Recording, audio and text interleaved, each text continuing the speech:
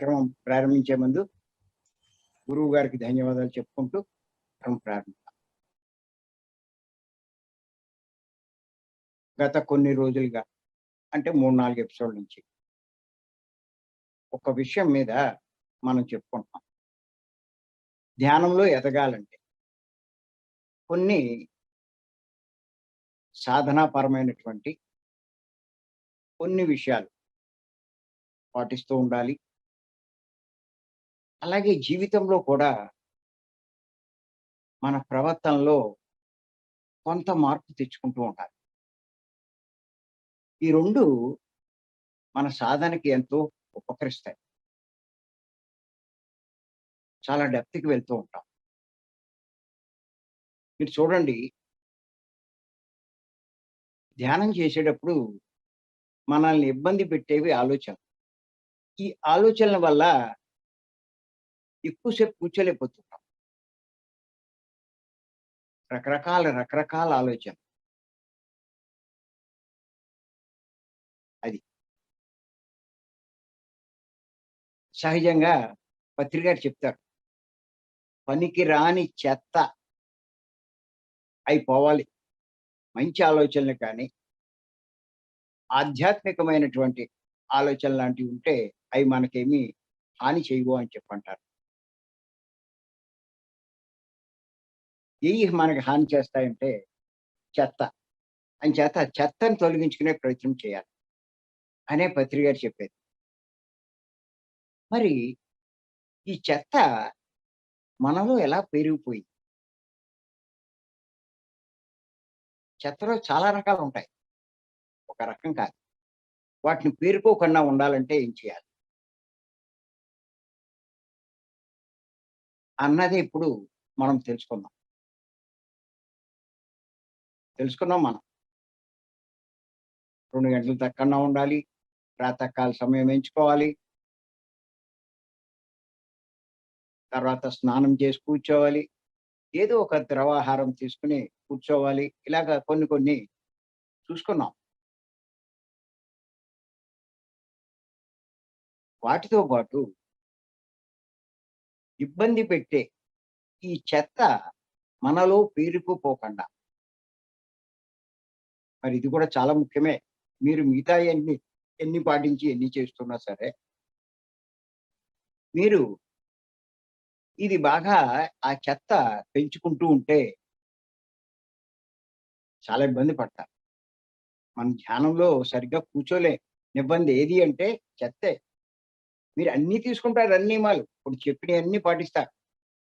లోపల చెత్త ఉంటే మీరేం చేస్తారు? బయట తీసుకునేవన్నీ మీరు తీసుకుంటున్నారు. సరే. కానీ లోపల చెత్త, దాన్ని తొలగించుకోవడమే నానాయాతన పడుతున్నాం.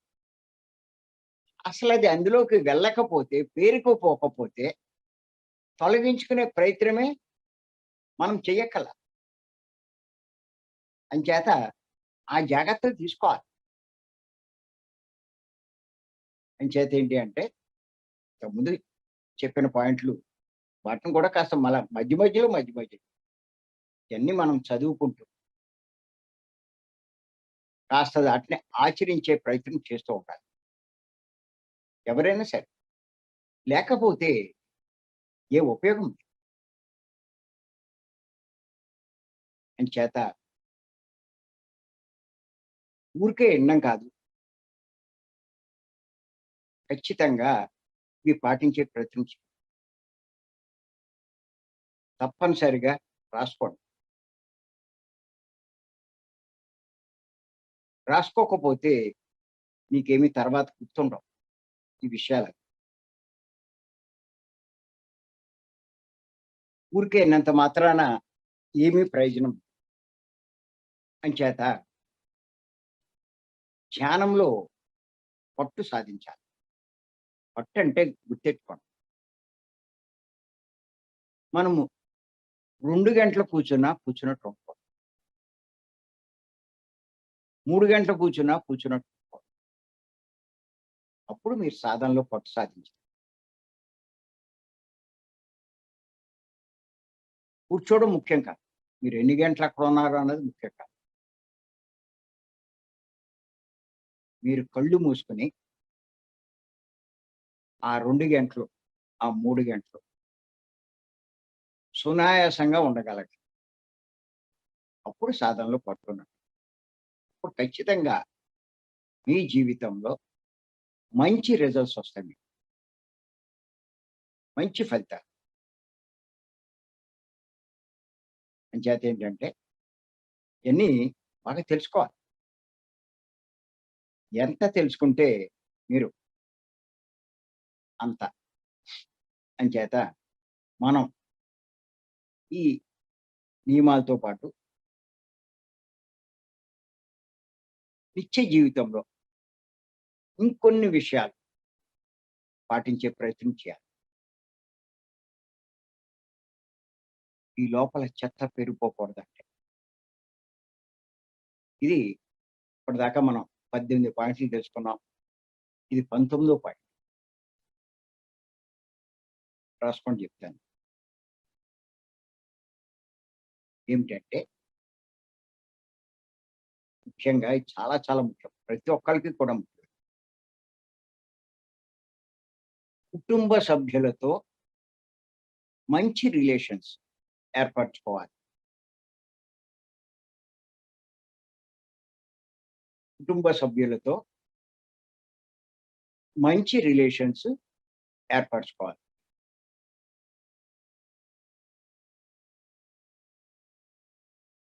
వీలైతే మనమే కాంప్రమైజ్ అవ్వాలి. వీలైతే మనమే కాంప్రమైజ్ అవ్వాలి. ఈ పాయింట్‌లో చాలా అర్థం ఉందండి. పట్టు విడుపులు ఉండాలంటారు.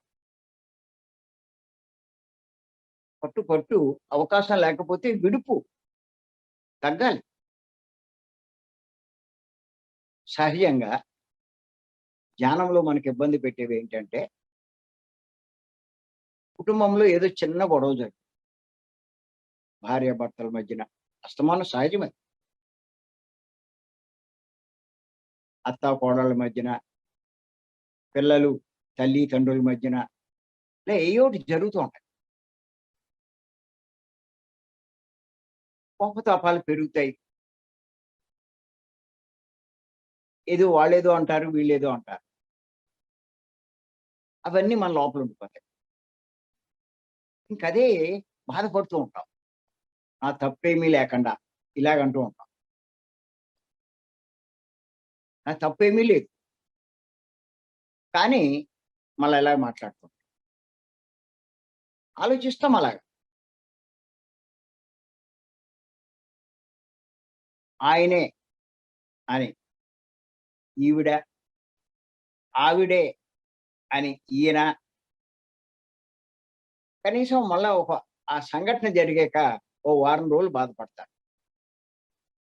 ఈ వారం రోజులు మీరు ధ్యానంలో కూర్చుంటే ఆ సంఘటనే గుర్తొస్తది. చూసుకోండి కావాలంటే.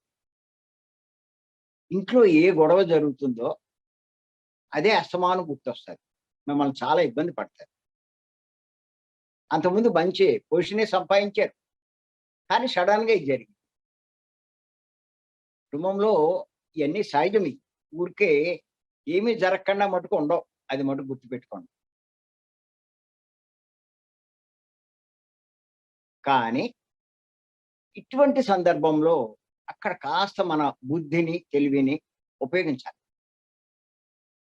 ఈ గొడవలు మీరు గనక ఒక్కసారి చూస్తే ఎవరెవరికి జరిగినా సరే, ఎవ్వరు తగ్గరు. నీదే తప్పు, నీదే తప్పు. నువ్వు అలా అనడం వల్లే ఇలా జరిగింది. లేదు నీ వల్లే ఇది జరిగింది. ఈ గొడవ ఎలా ఉంటుందంటే అదే రిపీట్ చేస్తారు. ఆ పాయింటే. ఇంకా ఎక్కువ పాయింట్‌లేమి ఉండవు. ఒక్క పాయింటే. ఆయన మళ్ళా అదే మొదలెడతాడు. ఈవిడ మళ్ళా అదే అంటాది. అరగంటైనా అదే అవుతుంది. ఇది ఎప్పుడు ఆగుతుంది అంటే ముందు ఎవరో ఒకళ్ళు ఆగిపోవాలి. ఎవ్వరు ఆగినా ఆ గొడవ అయిపోతుంది.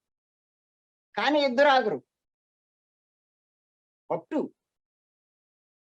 విడుపు అంటే ఎవరో ఒకరు మొత్తం మీద ఆగిపోవాలి. ఆగిపోతే ఇంక అక్కడితో కట్ అయిపోతుంది. దాన్ని అలా సాగదీసుకుని మళ్ళా కొత్త కొత్త మాటల్లోకి వెళ్తారు. వాళ్ళు మామూలుగా అనుకుంటారు పర్లేదు. మెల్లిగా ఆళ్ళు ఎలాగా ఉంటుందంటే ఈయనంటాడు, "నిన్నెలాంటిది కన్నదే, నీది కాదు తప్పు మీ అమ్మదంటాడు." మళ్ళీ ఆవిడకి ఇంకా పౌరుషం కోపమొస్తుంది. నన్నన్నారు బానే ఉంది. మా అమ్మనంటారేంటి? మీరిప్పుడు దాకా నన్నన్నా నేను ఒప్పుకున్నాను కానీ, మా అమ్మనంటే నేనసలు ఒప్పుకోను. అలా అంటారు గానీ, మీ అమ్మ తక్కువ అంటది మళ్ళా ఇంక. మళ్ళా ఆయనకి కోపమొస్తుంది. మళ్ళా మా అమ్మనంటున్నావా అంటాడు. చూడండి ఇక్కడ భలేగా ఉంది. స్టార్ట్ అయింది ఓ చిన్న పాయింట్. ఇద్దరిలో ఎవరు మాట్లాడుకూరుకున్నా అది అయిపోనక్కడ. కానీ ఆగరు. అది ఇంకా కొత్త కొత్తయి. చివరికి ఏ స్థితికెళ్తుందంటే, అది ఓ పెద్ద గొడవై, మరి నీతో నేను మాట్లాడను, లేతే నీతో నేను మాట్లాడను అనుకుంటూ, ఇలాగా చాలా పెద్దదవుతుంది. ఎడమొఖం, పెడమొఖం. ఇంత జరిగాక అది సర్దుకోవాలి అంటే చాలా టైం పడతది. అటువంటి సంఘటన జరిగాక ఇద్దరికీ మనసు వికలమైపోతుంది. అక్కడ భార్యకొక్కటే కాదు, భర్తకొకటే కాదు. కారణం ఎవరవనమండి. ఒక్కోసారి భర్త అవ్వచ్చు, ఒక్కోసారి భార్య అవ్వచ్చు. ఎవ్వరైనా సరే మనసు వికలమైపోతుంది. అప్పటిదాకా సరదాగా, హాయిగా ఉన్నది వాతావరణం మొత్తం మారిపోతుంది. ఈ ఎఫెక్టు ఎంత గొప్ప సాధన చేస్తున్నా, సాధనలో ఉన్నా కూడా కొన్నాళ్ళు ఇబ్బంది పెడుతూనే ఉంటుంది. అసలదే లేకపోతే, మొదట్లోనే మనం కాంప్రమైజ్ అయిపోతే మీరనొచ్చు, తప్పు ఆడిదైనప్పుడు వాడు ఊరుకోవాలి కానీ మనం ఊరుకోవడం ఏంటి అని. ఇంకా అక్కడ కాంప్రమైజ్ కాదది. ఆడు తప్పు, ఆడు ఊరుకోవాలి. అన్నారంటే మీరు కాంప్రమైజ్ అవ్వట్ల. వాడు అజ్ఞానంలో ఉన్నాడు. అంచేత వాడు కాంప్రమైజ్ అవ్వడు. మనం జ్ఞానం సంపాదించుకుంటున్నాం, జ్ఞానం పొందుతున్నాం. ఈ మార్గంలోకొచ్చాం. అన్నీ తెలుసుకుంటున్నాం. అంచేత ఆ వివేకం మనకుండాలి. అందుకే నేనన్నాను నేను. వీలవుతే మనమే కాంప్రమైజ్ అవ్వాలి. అది నేనన్న పాయింట్. ఇటువంటి సందర్భాలు. అదేమి నష్టమేమి కాదు. ఇటువంటి సందర్భాలు ఎన్నో జరుగుతుంటాయి. ఎప్పుడు ఒకటే రకం కారణం ఉండదు. రకరకాల కారణాలు. ఆ భార్యకేదో చికాకుండొచ్చు. పనెక్కువైపోయింది. సరిగ్గా ఆ టైంలోనే వీడేదో అంటాడు, లేతే ఏదో చెప్తాడు. ఇంకా ఆవిడకి కోపమొచ్చేసి ఏదో అంటాది. నన్నంటావా అంటాడు. అలా వాడే ఏదో బయటకి వెళ్ళొచ్చి, ఆ ఉద్యోగరీత్యా లేతే ఇంకో రీత్యా అక్కడ ఎయ్యో గొడవలు పడి ఇంటికొస్తే, ఇక్కడ గూడా మళ్ళా ఏదో అంటే వాడికి చిరాకొస్తూ ఉంటుంది. ఒక్కోసారి ఏమీ ఉండదు. ఆ చిరాకులో మరి ఏదైనా అడిగినా, చేసినా కోపగించుకోవడం అంటూ ఉంటుంది. వీళ్ళేమంటారంటే, "ఏమీ లేని దానికి నన్నంటే నాకెలాగా?" అది. అంటే ఇక్కడ మనం తెలుసుకోవాలి. ఇలాంటి సందర్భాల్లో సరే ఏదో చిరాకులా అన్నాడు. మనం మాట్లాడుకుంటున్నాం. అలాగే వీడు ఆవిడేదో చిరాకులా అంది. మనం ఊరుకుందాం. ఇది కాంప్రమైజ్. ఒక్కొక్కసారి కోపం కొంతమందికి ఉత్తినే వస్తూ ఉంటుంది. కారణం ఉండదు. చిన్న విషయానికి కూడా. ఏమీ కారణం ఉండదు. ఆ కోపం అన్నది కొంతమందికి సహజం. కారణం ఉంటే పర్వాలా. ఏ కారణం లేకుండా ఆ కోపం ప్రదర్శిస్తూ ఉంటారు. సరే ఆడు కోపం ప్రదర్శించాడు. ఇంక ఆడికి అదో అలవాటయిపోయింది. ఇంక మనకెందుకులే అని చెప్పి కాంప్రమైజ్. వాడైనా అంతే, ఈవిడైనా అంతే. ఇలాగా ఎన్నో సందర్భాలు. అలాగే కొంతమంది మన పట్ల అయాచితంగా ప్రవర్తిస్తూ ఉంటారు. అటువంటప్పుడు కూడా మనమే కాంప్రమైజ్ అవుతూ ఉంటాం. ఇవన్నీ చాలా చాలా ముఖ్యమైన సంగతి తెలుసుకోవాలి. దీనికి కొన్ని గుణాలు ఉండాలి మనకి. కాస్త ఓర్పు అన్నది ఉండాలి. సహనం అన్నది ఉండాలి. కాస్త ఓపిక ఉండాలి. మరి ఈ లక్షణం ఉంటే కనుక అక్కడ కుటుంబంలో ఇంకొకటేంటంటే ఎవరో ఒకళ్ళు కనుక ఆ రకంగా ఉన్నట్లయితే మరి గొడవలు జరగకపోవడం వల్ల గొడవ పెరగకపోతే ఇంక గొడవ జరగదు. అది అక్కడే తెగిపోయింది. ఫ్యామిలీలో ఆ కుటుంబం సాఫీగా నడుస్తుంది. నిత్యము గొడవలతో అవుతాయి. ఎందుకీ బతుకు? ఎందుకీ ఇయన్నీ? ఏదో నేనేదో ఇలా అనుకుంటూ పెళ్లి చేసుకుంటే సుఖపడొచ్చు అనుకున్నాను. ఈవిడ, వాడు ఇలాగ అనుకుంటూ ఉంటే సుఖశాంతులుండవు. ఉంటారు. శాంతి ఉండదు. అశాంతిగానే జీవించాల్సొస్తుంది. అంచేత ఇది చాలా చాలా ముఖ్యం. మంచి రిలేషన్స్ ఏర్పరచుకోవాలంటే మనమే కాంప్రమైజ్ అవ్వాలి. భర్తయినా సరే, భార్య అయినా సరే. ఈ మార్గంలో ఉన్నవాళ్ళు. ఇక్కడ మీకు కొన్ని ఎగ్జాంపుల్ చెప్తాను. బుద్ధిని జీవితంలో జరిగిన సంఘటనలు. అనేక సందర్భాల్లో ఇలాంటి పరిస్థితులొస్తే బుద్ధుడు ఎలా ప్రవర్తించేవాడు అన్నది ఇక్కడ మనం చూడాలి. ఆయన మహాజ్ఞాని.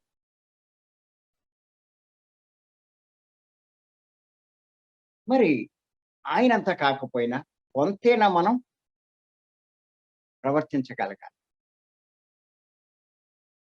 ఆయనది సహజ స్వభావం.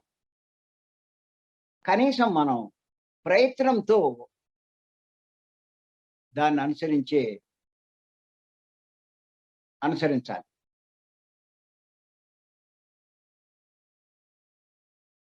మనకి సహజత్వం అన్నది వస్తది. రాకుండా ఉండదు. ఆ మార్గంలోనే పయనిస్తున్నాం కదా! మెల్లిమెల్లిగా వస్తది. ఇప్పుడు తెలుసుకుంటున్నాం. తెలుసుకున్నాం కాబట్టి కొంత ప్రయత్నం చేయాలి. సహజత్వం వచ్చేదాకా కొంత ప్రయత్నం. ఆ రకంగా జీవించడానికి ప్రయత్నం చేయాలి. ఓసారి బుద్ధుడంట భిక్షాటనకి వెళ్ళాడు. ఈ సంఘటనలన్నీ మీరు కూడా రాసుకోండి. గుర్తుంటాయని అనుకుంటాను. భిక్షాటనకి వెళ్ళాడు. భిక్షాటనకి వెళ్ళినప్పుడు ఒక ఇంటికాడ భిక్షని అభ్యర్థించాడు. అడిగాడు. భిక్షాం దేహి అని. అప్పుడు ఆ ఇంటి యజమాని ఏదో చికాకులో ఉన్నాడు. ఎప్పుడైతే బుద్ధుడు అలా అడిగాడో కోపం వచ్చేసింది. ఇంకా బయటకొచ్చి బుద్ధుడిని తిట్టడం మొదలెట్టాడు. "నీకు బుద్ధి లేదా? రోజు వచ్చేస్తావు. ఏ లేతే దుఃఖంలో ఉన్నావు. పని చేసుకోవచ్చుగా. అయినా నువ్వు వచ్చి అడిగిన వెంటనే మేము ఇచ్చేయాలా? ఇక మాకు ఇదే పనా? ఇంకేమీ లేదు అనుకుంటున్నావా? ఇలా తిట్టడం మొదలెట్టాడు. తిడుతూ ఉంటే బుద్ధుడు ఏం చేశాడంటే కామ్‌గా అలాగే నించున్నాడు. అలాగే నించుని వింటున్నాడు. ఏం మాట్లాడల. అవతలోడికి కొంచెం ఆశ్చర్యం వేసింది. ఏంటి ఈడేం మాట్లాడట్లేదేంటి? కొంచెం ఇంకా గట్టిగా తిట్టడం మొదలెట్టాడు. ఎంతసేపు తిడతాడు చూడండి మీరు. ఒక 5 నిమిషాలు తిట్టగలడు. ఓ 10 నిమిషాలు తిట్టగలడు. పావుగంట తిట్టగలడు. ఒకవేళ అప్పుడే టిఫిన్ గాని, ఏదైనా తినొస్తే కనుక కొంచెం ఓపిక ఉంటుంది కాబట్టి, ఇంకొక పావుగంట తిడతాడు. తర్వాతైనా అవుతాడా లేదా? ఈసారి మీరు చూడండి. మీ ఆయన మిమ్మల్ని తిడుతూ ఉంటే, లేతే మీ భార్య మిమ్మల్ని తిడుతూ ఉంటే, ఏం మాట్లాడకండి. అలాగే చూస్తూ కూర్చోండి. ఈడు ఎంతసేపు తిడతాడు నన్ను? ఈడు ఎంతసేపు తిట్టగలడు నన్ను? అని చూస్తూ ఉండండి. ఏం తిడతాడు? తిట్టి కాసేపటికి ఆగుతాడు. అలాగే వాడు కూడా, ఆ యజమాని కూడా ఆగాడు. అప్పుడు బుద్ధుడు అడిగాడు. ఆడాగాక. ఆడు సద్దా తీరినంత సేపు తిట్టుకోమన్నాడు. ఏం మాట్లాడలా. సద్దా తీర్చుకున్నాడు. తీరిపోయాక అప్పుడు ఆగాడు. అప్పుడు ఒకటే ప్రశ్నేశాడు. బాబు నువ్వు తిట్టాలనుకున్నవన్నీ అయిపోయినాయా? ఇంకేమన్నా ఉన్నాయా? ఆడికి ఆశ్చర్యమేసింది.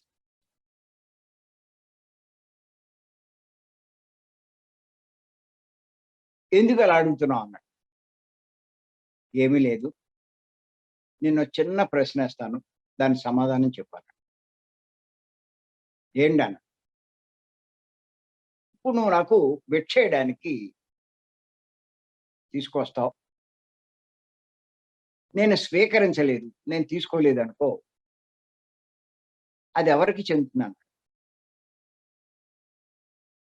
అప్పుడు ఆయన ఏమన్నాడంటే, "నువ్వు తీసుకోకపోతే అది నాకే చెందుతుంది. నేనే ఇంట్లో పట్టుకుపోతాను. నువ్వు తీసుకోకపోతే నాకేంటి నష్టం? అది నాకే ఉండిపోతుందన్నాడు. నాకే చెందుతుందన్నాడు." అప్పుడు బుద్ధుడన్నాడు, "మరి నువ్వు ఇప్పటిదాకా ఈ తిట్లన్నీ తిట్టావు గదా!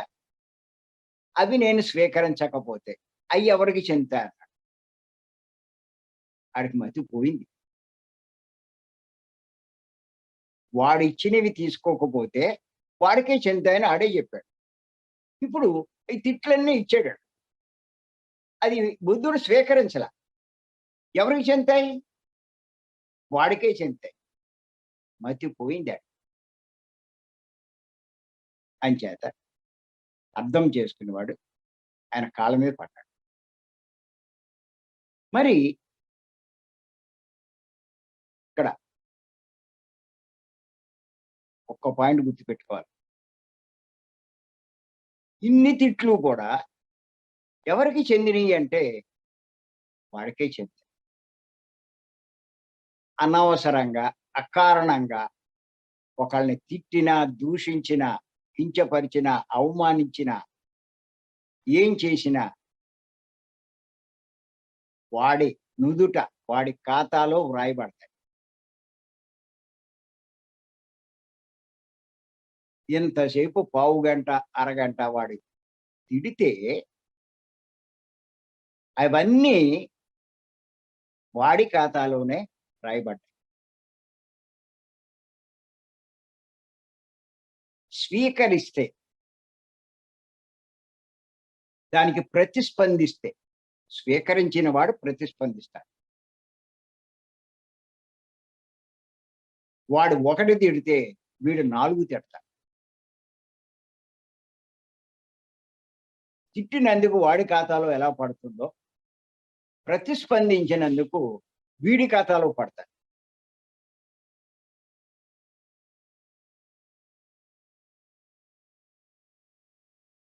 ప్రతిస్పందించిన తిట్లు వీడి ఖాతాలో పడతాయి.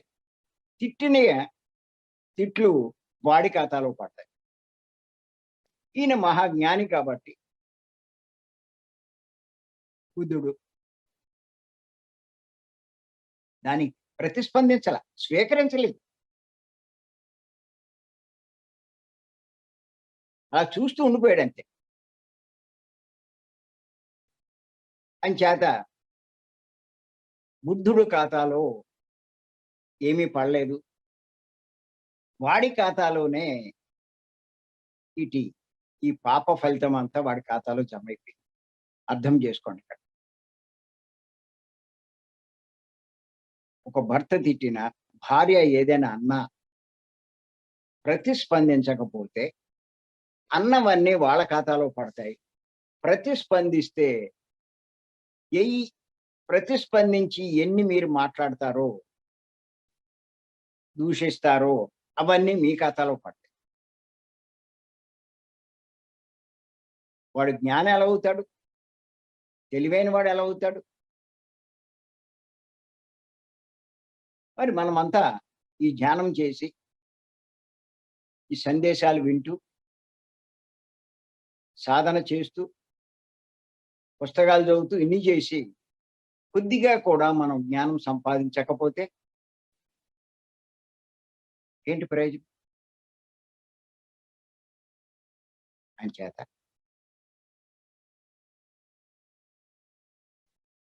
ఏమాత్రం కొద్దిపాటి జ్ఞానం ఉన్నా, వివేకం ఉన్నా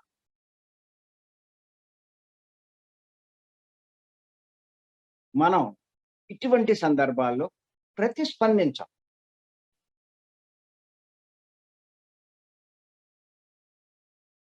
స్పందనకి ప్రతిస్పందన ఉంటే మనసంతా వికలమైపోతుంది.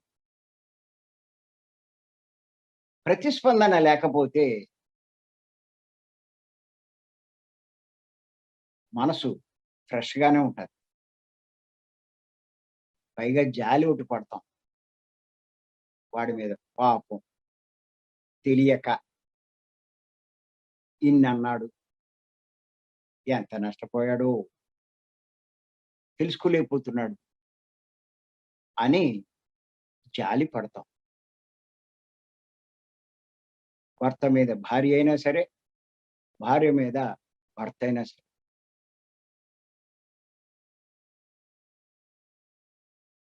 ఈ పాపం పెరిగి, పెరిగి, పెరిగి, పెరిగి ఒకసారే కాదు, 2 సార్లే కాదు. ఇలా అనేక సందర్భాలు ఈ పాపం పెరిగి, పెరిగి ఎప్పుడు కూడా ఒకటే గుర్తుపెట్టుకోండి. పాపం చేసిన వెంటనే శిక్ష పడదు. పాపం పండితేనే శిక్ష పడదు. ఆ పాప ఫలితంగా 6 మాసాలకు కావచ్చు, ఏడాదికి కావచ్చు. వాడికి ఏదో అవమానం జరుగుతుంది. లేకపోతే ఏదో కష్టం వస్తుంది. లేకపోతే ఇంకోటి ఏదో రావచ్చు. ఈ చేసిన దాని యొక్క ఫలితం. అప్పుడు మళ్ళా వాడే అంటాడు.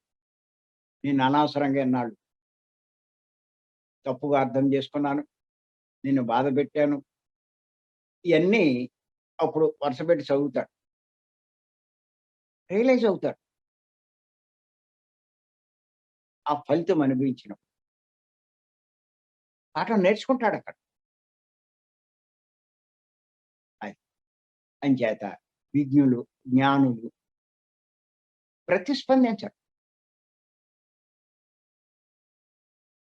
పత్రి గారు చెప్తూ ఉంటారు. ఇలాంటి సందర్భాల్లో. ఒక ఆవిడంట ఆయన్నెందుకో చాలా విమర్శించడం ఇయన్నీ మొదలెట్టింది. ఆయన ఇంటికొచ్చారు. ఈ సందర్భంలో నాకంత గుర్తులేదు గానీ ఆయన చెప్పిన మాటలు గుర్తున్నాయి. ఇంకేదేదో అలా అంటూ ఉంటే సారేం మాట్లాడలేదు. ఆయన ఏం చేశాడంటే ఆయన దృష్టంతా ఆవిడ అనే మాటల మీద పెట్టలేదంట. ఆవిడ కట్టుకున్న చీరను చూసేవారంట. ఎంత బాగుంది చీర, చీర మ్యాచింగ్ అంచు ఎంత బాగుంది, ఆవిడ మెడలో ఆ గొలుసు, ఆ నెక్లెస్, ఆ అందులో ఉన్న రాళ్ళు ఇవన్నీ చూసేవాడండి. ఆవిడ దుద్దులు.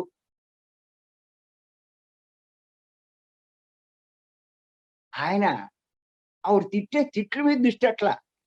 ఇయన్నిటి మీద పెట్టాడంట. ఇయన్నీ చూస్తుంటే అది కోపం ఎలా వస్తది? ఈ మధ్య ఒకటి చెప్పుకున్నాం మనం. ఏమని? మనసన్నది ఒక్కటే గ్రహిస్తుంది. ఒకేసారి 2 గ్రహించదు. ఇక్కడ పత్రి గారు మనసు తిట్ల మీద పెట్టలేదు. ఆవిడ అలంకారం మీద పెట్టాడు. ఒకవేళ మిమ్మల్ని ఎవరినైనా తిట్టేవాడికి అలంకారం లేదు. అలంకారం లేకపోతే మటుకు ఏదో ఒకటి ఉంటది. ఏమీ లేకుండా ఉండడు కదా! అంచేత దేని మీద దాని మీద పెట్టొచ్చు. అదే భర్త తిడుతున్నాడు భార్యని. ఈ భార్యకేంటంటే భర్తలో కొన్ని విశిష్టతలుంటాయి. అవి చూస్తే ఆవిడకి చాలా ఇష్టం ఏర్పడతాయి. ఆ తిట్లు వదిలేసి అయ్యే చూడొచ్చుగా. లేతే భార్యలో కొన్ని విశిష్టతలుంటాయి. భర్తకి అవంటే ఇష్టం. అందుకే ఆవిడంటే ఇష్టపడుతూ ఉంటాడు. ఆ తిట్లే ఇష్టం లేదు గానీ, మిగతాయన్నీ ఇష్టమే. నీ దగ్గర ఉన్నది ఒక్కటే లోపమే అంటాడు. అప్పుడు ఆడేం జేయాలి?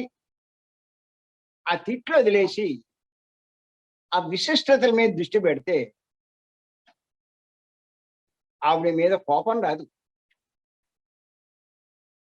ఇంకా ప్రేమ పెరుగుతుంది. ఇష్టం పెరుగుతుంది. జాలేస్తది. అది. అంచేత చెప్తారు పత్రి గారు. ఇప్పుడు జ్ఞానులకి ఇవన్నీ తెలుస్తాయి. ఇవన్నీ అర్థమవుతాయి. మరి ఈ రకంగా మనం ప్రతిస్పందించకుండా ఉంటే, దీన్నే నేను ఏమన్నానంటే కాంప్రమైజ్ అవ్వాలి. మనమే కాంప్రమైజ్ అవ్వాలి. దీన్నే కాంప్రమైజ్ అంటారు. అప్పుడేమవుతుంది? మీ మైండ్ పాడైపోద్ది. వికలమైపోద్ది. అశాంతికి లోనవుద్ది. మీరు ధ్యానం చేసినప్పుడు మీకు ఇంకే ఇబ్బంది ఉండదు. హాయిగా కూర్చుంటారు. యథావిధిగా కొనసాగిస్తారు. అది. ఇంచేత ధ్యానంలో ఎన్నో పాటిస్తారు. పొద్దున్నే లేచారు పాపం.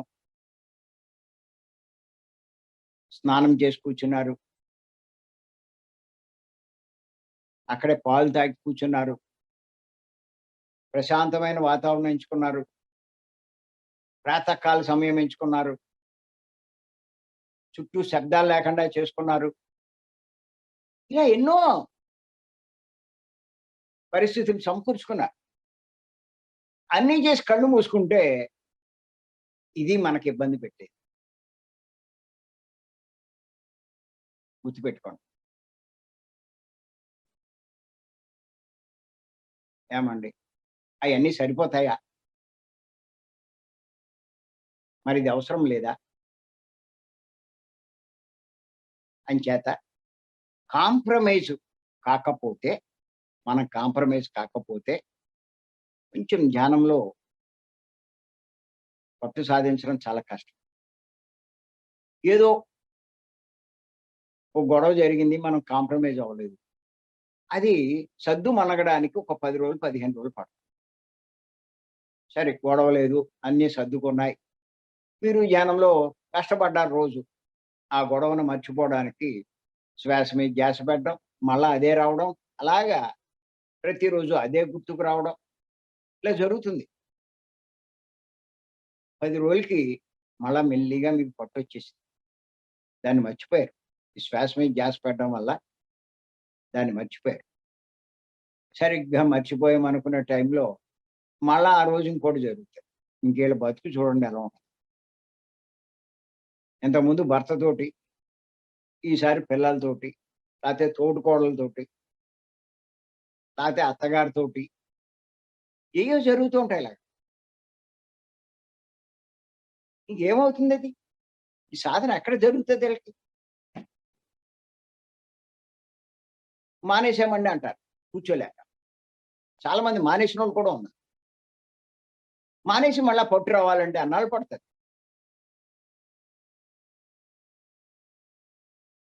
అందుకే ఇటువంటి కుటుంబంలో జరుగుతూ ఉంటాయి కాబట్టే, నేను ప్రతి నెల రావాలంటాను. ఎంచేతంటే మన ఇంటికాడ మనం ఒక గంటో, 2 గంటలో కూర్చోవడం వల్ల ఇది గమ్మున ఖాళీ అవ్వదు. ఆహ్, ఏ ఆలోచనైతే ఇబ్బంది పెడుతుందో అది గమ్ముని లోపల నుంచి ఖాళీ అవ్వదు. ఎప్పుడైతే 3 రోజులు మీరు వస్తారో ఇంకే పని లేదు. ఖాళీ చేసుకోవడమే. ఏదైతే ఇబ్బంది పడుతుందో అంతలా ధ్యానంలో కూర్చోవడం వల్ల దాన్ని ఖాళీ చేసుకుంటారు. శుభ్రంగా ఖాళీ చేసుకుంటారు. కానీ మళ్ళా నెలొచ్చేసరికి ఏదో ఒక సంఘటన జరుగుతుంది. మళ్ళా దానివల్ల మళ్ళా మీకు ఇదవుతుంది. ఇంత చేసి ఎక్కడికెళ్ళినా. అంచేత మళ్ళా రావాలి. నేను అందుకే రమ్మంటాను. చెప్తాను ఛార్జింగ్ చేసుకోవడానికే. జరిగే సంఘటనలు డిశ్చార్జ్ అయిపోద్ది. మళ్ళా మనం భీమవరం వస్తే ఛార్జ్ చేసుకోగలుగుతాం. అది. అంచేత మనం ఏంటంటే వీలైనంత మటుకు మంచి రిలేషన్ ఏర్పడాలి అంటే కుటుంబ సభ్యులతో కాంప్రమైజ్ అవ్వడం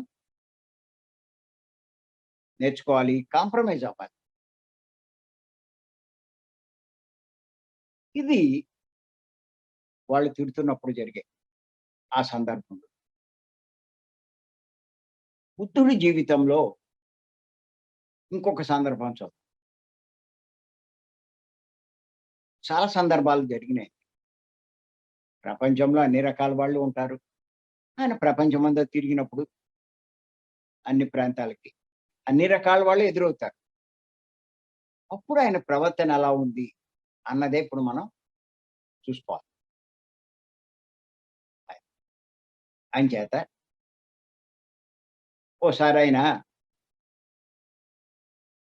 బోధ చేస్తున్నాడు శిష్యులందరికి. బోధ చేస్తూ ఉంటే ఎవరో ఒక శిష్యుడు లేచి ఒక ప్రశ్నేశాడు.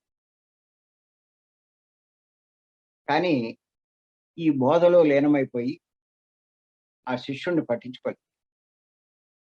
కాసేపటికి మళ్ళా అడిగాడు. మళ్ళా బుద్ధుడు ఆ బోధ దాని మీదే ఉన్నాడు కానీ దాన్ని పట్టించుకోలే. అలా 2, 3 సార్లు అడిగేసరికి బుద్ధుడేమి సమాధానం చెప్పకపోయేసరికి వాడికి చాలా కోపమొచ్చింది. విపరీతమైన కోపమొచ్చింది. కోపమొచ్చి ఆ కోపంతో ఆ బుద్ధుడి దగ్గరికొచ్చి ఆయన మీద ఉమ్మేశాడు. ఎప్పుడైతే వాడు అలా చేశాడో మరక్కడ ఇంకా చాలా మంది శిష్యులున్నారు బుద్ధుడికి. వాళ్ళంతా కూడా ఒక్కసారి లేచి వాడిని కొట్టబోయారు. ఏంట్రా నీకు బుద్ధుందా లేదా? ఆయన ఇంత బోధ చేస్తుంటే ఎంతలా అవమానిస్తావో నువ్వు అని. అప్పుడు బుద్ధుడు ఏం చేశాడంటే వాళ్ళందరినీ వారించాడు.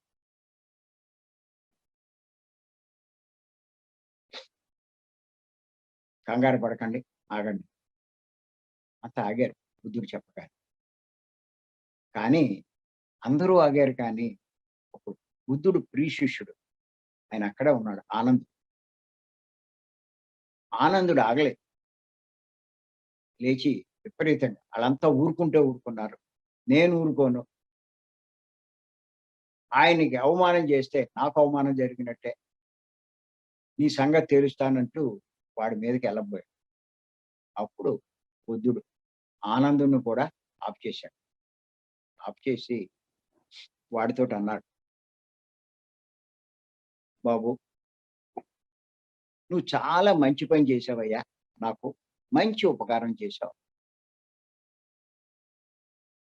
ఇంచేతంటే ఇప్పటిదాకా నాకొక విషయం మీకి సమాధానం దొరకలేదు. అది ఇప్పుడు నువ్వు చేసిన పని వల్ల నాకా సమాధానం దొరికింది. ఎందుకంటే నేనెప్పుడూ అనుకునేవాడిని. నాలో అహంకారం ఉందా? లేదా? ఆధ్యాత్మికంగా ఇంత ఎదిగాను. మరి నాలో అహంకారం ఉందా? లేదా? అన్న విషయం తెలుసుకోవడానికి నాకు అవకాశం దొరకలేదు. కానీ ఇప్పుడు నువ్వు చేసిన ఈ పని వల్ల నాకు దానికి సమాధానం దొరికింది. నువ్వు ఇంత చేసినా నేనేమి ప్రతిస్పందించలేదు అంటే నాలో అహంకారం లేదన్న విషయం నేను తెలుసుకోగలిగాను. చేత నువ్వు నాకు చాలా ఉపకారం చేశావు. ఓ పని చేయవయ్యా, నీకెప్పుడైనా ఊసుకోవాలని అనిపిస్తే నా మీద ఊస్తూ ఉండాలి అంటూ ఇంకోటన్నాడు. మా ఆనందుడు నా స్థాయికి ఎదిగిపోయానని అనుకుంటున్నాడాడు. మరి వాడు నా స్థాయికి ఎదిగాడా లేదా అన్న విషయం కూడా వాడికిప్పుడు తెలియబరిచేటట్టు చెప్పావు నువ్వు. అంచేత నాకు లాభం కలిగించావు. మా ఆనందుడికి కూడా లాభం కలిగించావు. అంచేత ఎప్పుడైనా సరే నీకు ఉంటే ఈ పని చెయ్యాలి. అప్పుడు వాడు పశ్చాత్తాపడి బుద్ధుడి కాళ్ళ మీద పడ్డాడు. అంటే గుర్తుంచుకోండి.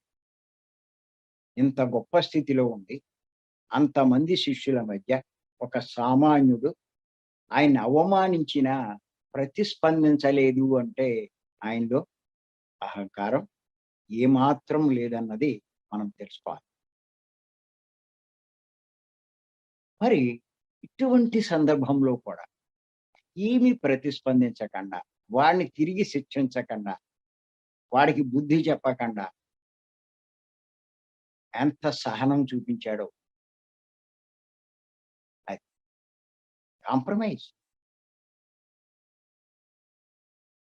ఉంటాయి అలాంటి సంఘటనలు జరుగుతాయి మన ఇంట్లో. మన కుటుంబంలో జరుగుతాయి. ఏమి జరుగుతున్నా సరే, ఏం ఏదవుతున్నా సరే, మనం ప్రతిస్పందించకూడదు. ఇది బుద్ధుడి నుంచి, మహాజ్ఞాని అయిన బుద్ధుడి నుంచి మనం నేర్చుకోవాలి, తెలుసుకోవాలి. అలాగే ఇంకొక సందర్భంలో ఆయన ప్రవర్తన ఎలా ఉందో తెలుసుకోవాలి.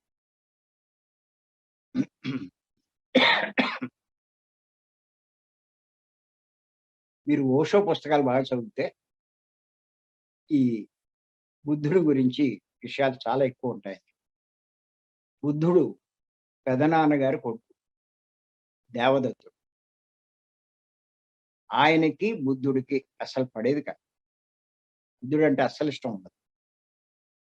ఆ దేవదత్తుడు ఏం చేసేవాడంటే అవకాశం దొరికినప్పుడల్లా బుద్ధుడిని విమర్శించడం, తిట్టడం, దూషించడం, అవమానించడం ఇవన్నీ చేసేవాడు. ఎప్పుడు దొరికితే అప్పుడు అవకాశం. ఒక్కోసారి ఏం చేసేవాడంటే చంపడానికి కూడా ప్రయత్నం చేసేవాడు. ఏం చేస్తున్నా సరే బుద్ధుడు ఏం మాట్లాడేవాడు కాదు. ఎన్నన్నా మాట్లాడేవాడు.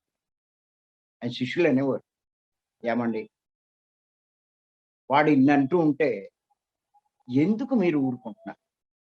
మీరు తలుచుకుంటే వాడి పరిస్థితి ఏంటి? ఎందుకు మీరు మాట్లాడరు? అన్నా సరే ఏ సమాధానం చెప్పేవాడు కాదు బుద్ధుడు. ఒకసారి ఏం చేశాడంటే ఆ దేవదత్తుడు ఒక పిచ్చెక్కిన ఏనుగు ఏం చేశాడు? బుద్ధుడు ఉండే ఆశ్రమం దగ్గర వదిలాడు. అది నానా బీభత్సం చేసి ఆ ఆశ్రమంలో ఉన్నటువంటి ఆ పర్ణశాలలు అయన్నీ మొత్తం నేలమట్టం చేసి తిరిగి వచ్చి బుద్ధుడి కాళ్ళ దగ్గర కూర్చుంది. అప్పుడు ఆయన శిష్యులంతా మళ్ళా వచ్చారు బుద్ధుడి దగ్గర. ఏమండి ఇప్పటికైనా మీరు ప్రతిస్పందిస్తారా? వాడి బుద్ధి చెప్తారా? ఇంత చేస్తున్నా మనల్నందరిని చంపడానికి చూస్తున్నా మీరేం మాట్లాడలేదు అని చెప్పంటే, అప్పుడు బుద్ధుడన్నాడు, నాయనా ఊరికే కంగారు పడకండి. వాడు నా పట్ల ఇలా ప్రవర్తిస్తున్నాడు అంటే, ఎప్పుడూ ఏ జన్మలోనో వాడి పట్ల నేను ఇలా ప్రవర్తించి ఉంటాను. అందుచేత వాడు ప్రతిగా ఈ జన్మలో నా పట్ల ఇలా ప్రవర్తిస్తున్నాడు. ఆ మాత్రం దానికి నేను మళ్ళా ఇప్పుడు ఇంకోటి చేస్తే, నేను మళ్ళా కొత్త కర్మ తయారు చేసుకుంటాను. దాని గురించి ఇంకో కర్మ నేనెందుకు చేసుకోవాలి? అందుకే నేనేం మాట్లాడట్లేదు ఆశ్చర్యపోయాడు. అంతేకాదు ఈ ఏనుగుకి నేను ఏ జన్మలోనూ ఉపకారం చేసుంటాను. అంచేత అది ఇంత చేసినా నన్నేమీ చేయకుండా వచ్చి నా దగ్గర కూర్చుంది అని చెప్పాను. అంటే మన పట్ల అనుచితంగా ఎవడైనా ప్రవర్తిస్తూ ఉంటే దానికి కారణం గతంలో ఎప్పుడో మనం వాళ్ళ పట్ల అనుచితంగా ప్రవర్తించి ఉంటాం. ఏ జన్మలోనో మనం అనుకుంటున్నాం కదా! 300, 350 జన్మలు మనం తీసుకొనున్నామని. అప్పుడు గొడవలు జరగవా? ఏమి అనమా? ఇప్పుడంటే కొద్ది కొద్దిగా జ్ఞానం సంపాదిస్తున్నాం. ప్రజ్ఞానంలో ఉండి ఎన్నో చేస్తామే. లోకుగా దొరికిన వాళ్ళని ఎన్నో అంటూ ఉంటామే. ఇప్పుడంటే మనం పురుషుడవ్వచ్చు. ఒకప్పుడు స్త్రీ అవ్వచ్చు. ఇప్పుడైతే మనం స్త్రీ అవ్వచ్చు. ఒకప్పుడు మనమే పురుషుడవ్వచ్చు. అధికారం అంతా మన చేతిలో ఉండొచ్చు.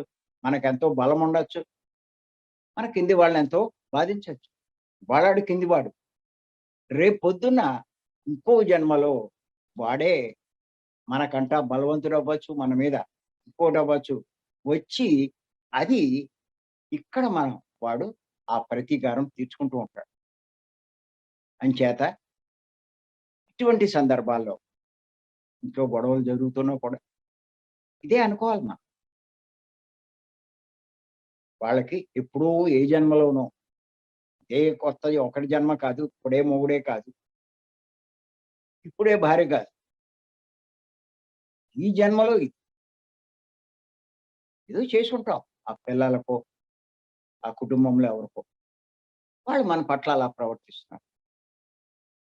సరే చెల్లయిపోయింది. అనుకుంటాం కదా మనం. ఒక కష్టం వచ్చిందంటే బాకీ తీర్చుకుంటున్నాం. అంచేత బాకీ తీరిపోద్ది. దానికి మళ్ళా మనం ప్రతిగా ప్రవర్తిస్తే ఏమవుతుంది? మళ్ళా కొత్త కర్మ తయారవుతుంది. అలా ఎందుకు చేయాలి? చేత జ్ఞానం ఉన్నవాళ్ళు, వివేకవంతులు, సహనం చూపిస్తారు. ఓర్పు కలిగి ఉంటారు. నిజంగా స్త్రీ జన్మలో నేర్చుకోవాల్సింది ఇదే.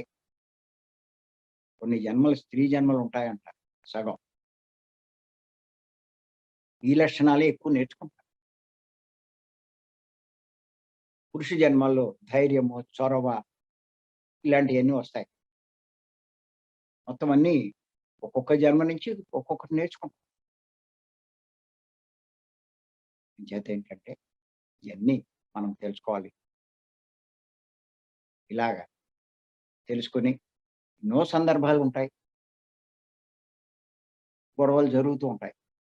కానీ మనం కాంప్రమైజ్ అవ్వాలి. మనం ఎప్పుడైతే కాంప్రమైజ్ అవుతామో ఆ గొడవ సద్దుమణిగిపోతుంది. మన బుర్ర పాడవదు. మళ్ళా మనం ధ్యానంలో కూర్చున్నా మనం ఆ పట్టు ప్రశాంతంగా కూర్చుంటాం. 2 గంటలు మనం ఈజీగా కూర్చుంటాం. అంచేత ఒక్క నియమాలు ఒకటే పాటించడం కాదు. ఇయి కూడా నిత్య జీవితంలో ఇటువంటి విషయాల మీద కొంత అవగాహన ఉండాలి. పాటిస్తూ ఇదంతా చాలా అవసరం. నాకు మొదట్లో ఇంతలా చెప్పాలని అనిపించలేదు కానీ, లోతుకెళ్తూ ఉంటే ఇవి కూడా ముఖ్యమే అన్నది అర్థమైంది. ఏదో పొద్దున్నే కూర్చోవడం, లేతే తెల్లారుజామున కూర్చోవడం, స్నానం చేసి కూర్చోవడం, ఏదో పాలు తాగి కూర్చోవడం, మొత్తం చుట్టూ ప్రశాంతమైన వాతావరణం కల్పించుకోవడం. ఇదొక్కటే సరిపోదు.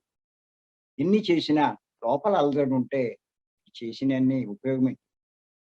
అంచేత దాంతో పాటు సంసారంలో కూడా మనం చాలా జాగ్రత్తగా మన వివేకాన్ని ఉపయోగిస్తూ జీవించాలి. కుటుంబ సభ్యులతో మంచి రిలేషన్ ఏర్పరచుకోవాలి. వీలవుతే మనమే కాంప్రమైజ్ అవ్వాలి. కాంప్రమైజ్ అంటే ఇప్పుడు బుద్ధుని విషయంలో కొన్ని విషయాలు చెప్పాను నేను. ఇంకా ఎన్నో రకాలున్నాయి సంఘటనలు. కనీసం కొన్నైనా మనం పాటించి ఆ కాంప్రమైజ్ అవుతే మన సాధనకి ఏమీ ఆటంకం ఉండదు. మీ జ్ఞానం అపారంగా పెంచుకుంటారు. ఇంకా ఇంకా గొప్పవాళ్ళవుతారు. ఎంతో మందిని మీరు మార్చగలుగుతారు. బుద్ధుడిలా మనం కూడా ఏమాత్రం జ్ఞానం పెరిగినా వాళ్ళలో మార్పు తీసుకొస్తాం. చేత ఈ అవకాశం ఇచ్చిన మీ అందరికీ నేను మరొక్కసారి ధన్యవాదాలు. Thank you. Thank you. Thank you.